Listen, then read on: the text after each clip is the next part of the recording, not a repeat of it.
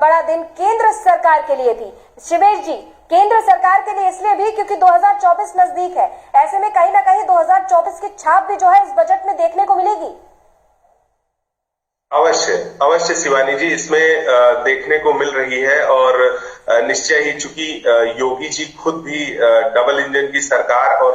केंद्र सरकार की जितनी भी योजनाएं होती है, उत्तर प्रदेश सरकार उसको बहुत ही तत्परता से उसको फॉलो करती है। तो जैसे देखिए, एमएसएमई पर जो विशेष ध्यान की बात है और उत्तर प्रदेश के अंदर जो ग्रामीण अर्थव्यवस्था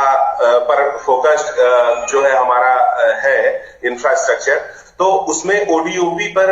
उत्तर प्रदेश को काफी उत्साह भी है। योगी जी काफी फोकस करते हैं और ओडीओपी की सफलता के लिए आपको जनपदीय इंफ्रास्ट्रक्चर मजबूत करना पड़ेगा, तभी वह निर्यात प्रोत्साहन तक जा पाएगा। इसके लिए एमएसएमई पर बहुत विशेष ध्यान योगी जी का है और ओडीओपी के लिए जो इंफ्रास्ट्रक्चरल डेवलपमेंट है, जैसे कि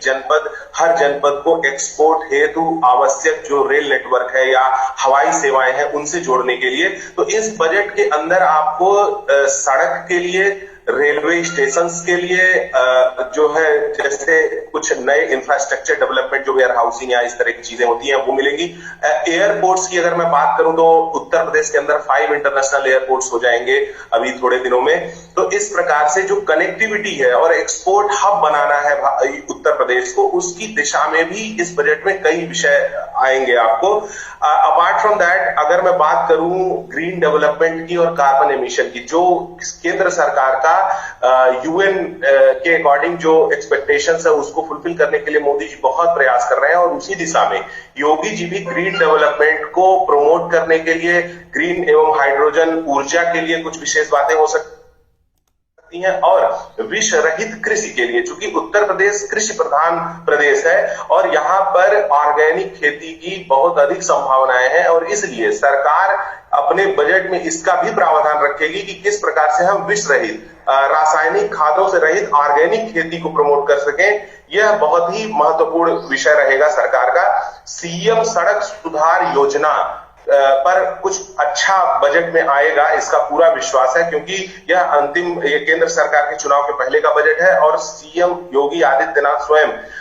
ग्रामीण स्तर से लेकर शहरी स्तर तक ये राज्य में उन्होंने पहले ही कार्यकाल में आते ही सबसे बड़ी जो क्रांति की थी वो सड़क सुधार की थी। तो इस बार भी ऐसा प्रतीत होता है कि बजट में कुछ अच्छा आएगा। इसके अलावा जैसे अखिलेश यादव जी ने एक विषय कहा कि युवाओं के लिए, तो देखिए युवाओं के लिए रोजगार के लिए जो ये यूपीजीआईएस के थ्रू जितना निवेश आया है, वास्तव में यह निवेश सबसे अधिक लाभ अगर किसी को करेगा तो वह है हमारे प्रदेश के युवाओं के लिए, क्योंकि जो रोजगार पैदा होगा उसके लिए वो एलिजिबल होंगे और वहां से उनको जॉब मिलेगी। साथ ही साथ देखिए,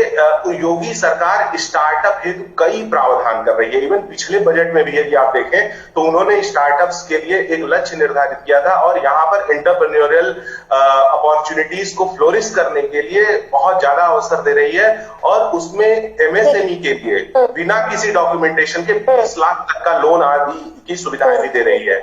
इसके अलावा काशी में क्रिकेट स्टेडियम, मेरठ में एक मेजर ध्यानचंद स्पोर्ट यूनिवर्सिटी है, तो इस पूरा विश्वास है कि इस बजट में जरूर रहेगा, क्योंकि स्पोर्ट्स एक बहुत बड़ी अपॉर्चुनिटी पैदा करता है। शिवेश जी, बहुत ज्यादा यहाँ पर दावे जो है सरकार के द्वारा आज किए जाएंगे और ऐसे में कार्रवाई जो है वो शुरू हो गई है सदन में। सीधा जो है हम विधानसभा सदन में जो है लेकर जाना चाहेंगे। बहुत बहुत शुक्रिया शिवेश जी हमारे साथ फिलहाल इस लाइव चर्चा में जुड़ने के लिए। और इस वक्त हम आपको